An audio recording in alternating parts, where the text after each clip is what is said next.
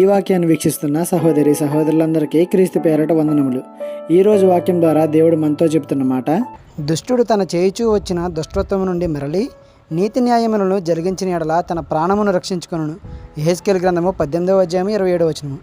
దేవుడు మానవుల ఎడల ఎంత ప్రేమ చూపువాడో, ఎంత కరుణ గలవాడో ఈ వాక్యాన్ని బట్టి తెలిసిపోతుంది. ఈ లోకంలో చెడ్డవానిగా జీవించిన వాడు మంచివాడిగా మార్పు చెందిన లోకం వాడిని అంగీకరించదు.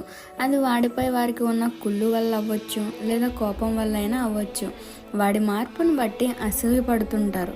కానీ దేవుడు అలా కాదు. నువ్వు ఎంత పాపమైనా, ఎంత పాపపు లోతుల్లో మునిగిపోయినా ఒక్కసారి దాని నుండి బయటకు వచ్చి దానిని విడిచి మంచిగా బ్రతకడం మొదలు పెడితే, నీతిగా దేవునిని ప్రతిబింబించేలా నువ్వు జీవించడం మొదలు పెడితే దేవుడు నిన్ను క్షమించి రక్షిస్తాడు.